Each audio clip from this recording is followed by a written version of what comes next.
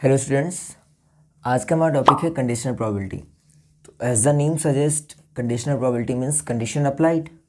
जब किसी एक इवेंट का ऑकरेंस किसी दूसरे इवेंट के ऑकरेंस पे डिपेंड कर जाता है तो उसको हम कंडीशनल प्रोबेबिलिटी बोलते हैं, उस पर कंडीशन अप्लाई हो जाती है।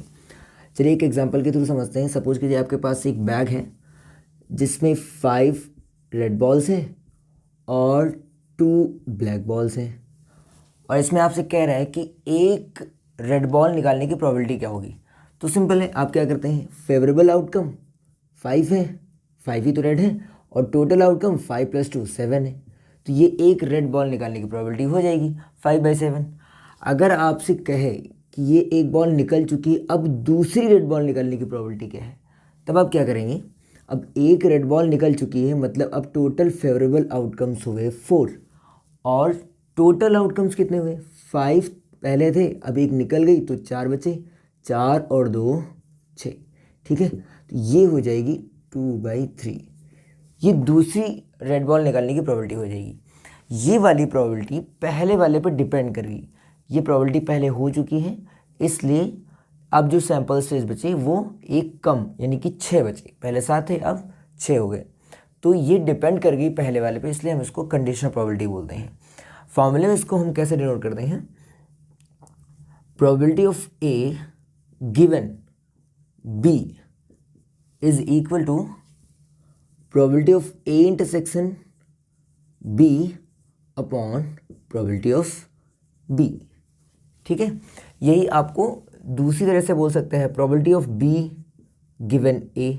गिवन का मतलब है ए ऑलरेडी हो चुकी है, is equal to probability of B intersection A या फिर ए इंटरसेक्शन बी, एक ही चीज़ है तो आप ए इंटरसेक्शन बी लिख लीजिए अपॉन प्रोबेबिलिटी ऑफ ए। ठीक है, जो प्रोबेबिलिटी हो चुकी होगी, जो गिवन होगी, वो नीचे रखेंगे। नहीं समझ में आता तो ऐसे देख लीजिए, यहाँ पे बी बाद में है, बी नीचे है, तो हम यहाँ पे प्रोबेबिलिटी ऑफ बी रख रहे हैं। यहाँ पे ए नीचे है तो प्रोबेबिलिटी ऑफ ए रख रहे हैं। ठीक है, तो ऐसे इसको याद कर लीजिए। तो चलिए कुछ क्वेश्चंस कर लेते हैं। चलिए इस क्वेश्चन को देखते हैं। Given that E and F are events such that probability of E is equal to 0.6, probability of F is equal to 0.3 and probability of E intersection F is equal to 0.2. Find probability of E given F and probability of F given E.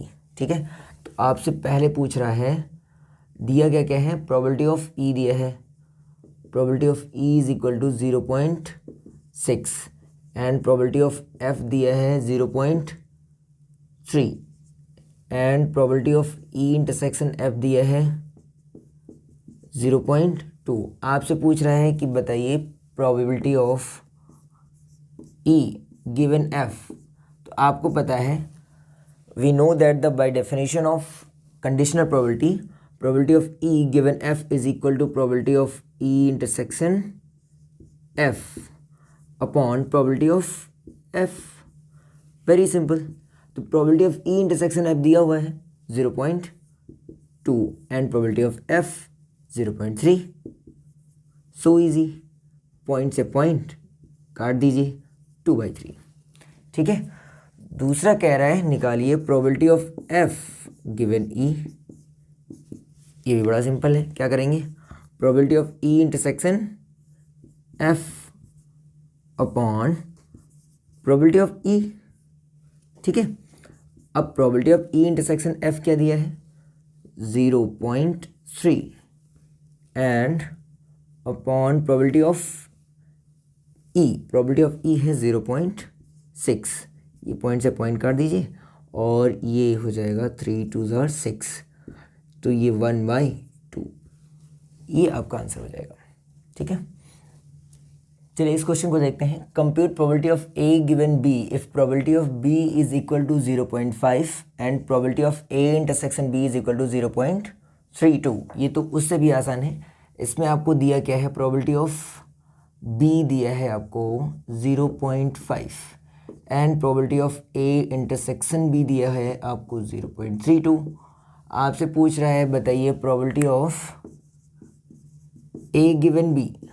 तो आपको पता है conditional probability की definition से, probability of A given B is equal to probability of A intersection B upon probability of B. भैया B बाद में है तो प्रोबेबिलिटी ऑफ बी नीचे रहेगा। अब देखिए probability of A intersection B दिया हुआ है 0.32 एंड प्रोबेबिलिटी ऑफ बी क्या दिया हुआ है 0.5। So easy. अब क्या करना है आपको, पॉइंट यहाँ से तब हटाएंगे जब यहाँ पे 0 बढ़ाएंगे। अभी क्या हो जाएगा 32/50, ये 216 और ये 225 है ना। अब देखिए इसको थोड़ा सा अगर आप सॉल्व करेंगे तो ये आपको मिल जाएगा 0.64। सॉल्व कर लीजिएगा आप, ठीक है। चलिए क्वेश्चन देखते हैं। If probability of A is equal to 0.8 and probability of B is equal to 0.5 and probability of B given A is equal to 0.4, find.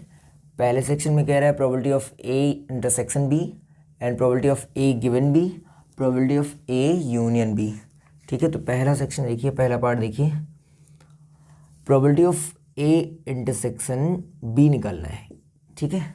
तो आपको पता है कि probability of B given A ये होता है probability of A intersection B upon probability of A, यही तो होता है। अब देखिए probability of B given A दिया हुआ है 0.4 is equal to probability of A intersection B, यही हमें निकालना है।